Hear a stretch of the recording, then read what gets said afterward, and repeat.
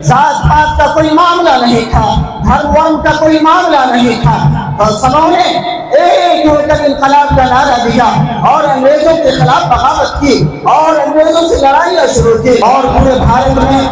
جس طرح سے مسلمانوں کے ساتھ، مسلمانوں کے قوانین کے ساتھ، شریعت کے ساتھ، قرآن کے احکام کے ساتھ، دلتوں کے ساتھ اور غریب مظلوموں کے ساتھ جس طرح سے ناانصافی ہو رہی ہے، اور جس طرح سے حکومت ہی آج مظلوموں پر ظلم کر رہی ہے، اور خاص کر کے شریعت کے ساتھ اور اللہ کے احکام کے ساتھ چھیڑ چھاڑ کر رہی ہے۔ اے لوگوں، یہ ملک ہمارا ہے، اس ملک میں ہم نے پیدا لیا ہے اور اسی ملک میں مر جانا ہے اور اسی ملک کی مٹی میں دفن ہو جانا ہے۔ اگر یہ کوئی کہتا ہے کہ یہ ملک تمہارا نہیں، ارے او لوگوں، جتنا تمہارا حصہ ہے اور جتنی تم وفاداری کرتے ہو اس سے بڑھ کر ہم وفاداری کرتے ہیں۔ اس کا ثبوت ہمارے آباء و اجداد ہیں کہ جب یہ ملک غلام تھا اور انگریزوں کے چنگل میں تھا، اور جب یہاں کے لوگوں پر ظلم و بربریت کے پہاڑ توڑے جاتے تھے اور انگریز اپنے چنگل میں لے کر لوگوں کو غلام بنا رکھا تھا، اور جب لوگوں پر، دلتوں پر،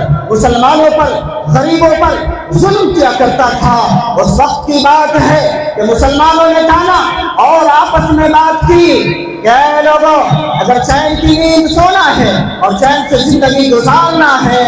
اور اگر انگریزوں سے بغاوت کرنی ہے اور انگریزوں سے یہ ملک کو آزاد کرانا ہے تو تم اپنے خون کی ہولی کھیلو،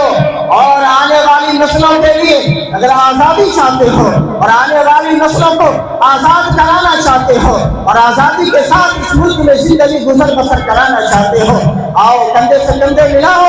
اور قدم سے قدم ملاؤ۔ اس ملک میں رہنے والے تمام مذاہب کے لوگ، تمام دھرموں کے لوگ مل کر کے شانہ بشانہ سے قدم سے قدم ملا کر کے، کندھے سے کندھے ملا کر کے، ذات پات کا کوئی معاملہ نہیں تھا، دھرم ورم کا کوئی معاملہ نہیں تھا، اور سبوں نے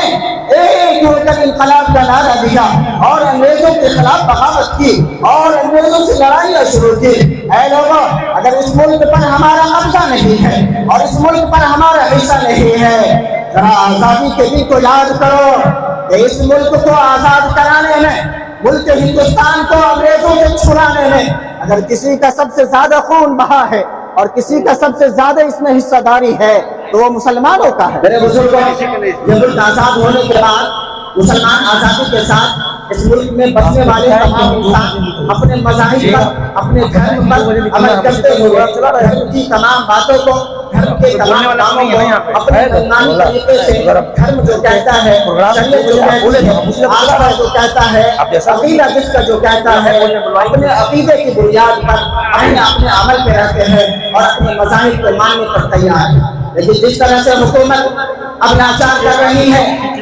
جس طرح سے حکومت لوگوں کے اوپر اتیاچار کر رہی ہے، ظلم کر رہی ہے، تم اپنے دھرم کو چھوڑ دو، تم اپنے مذاہب کی بات کو چھوڑ دو، قرآن و حدیث کی بات کرنا چھوڑ دو، شریعت کو ماننا چھوڑ دو، مسجد کو جانا چھوڑ دو۔ اس طرح سے حکومتیں ہی ابھی فی الحال میں طرح طرح کے بل کو لا کر کے مسلمانوں کو ہراساں کر رہی ہے، اور جس طرح سے الگ الگ طریقے کے بل کو لا کر کبھی طلاق کے مردے پر، کبھی نکاح کے مردے پر، کبھی حلالت کے مردے پر، تو کبھی ارجاء اور قبرستان کے مردے پر، تو کبھی مساجد کے مردے پر، میرے بزرگوں، اس طرح سے ہر مسلک پر اور ہر بات پر یہ حکومت ہراساں کر رہی ہے، پریشان کر رہی ہے۔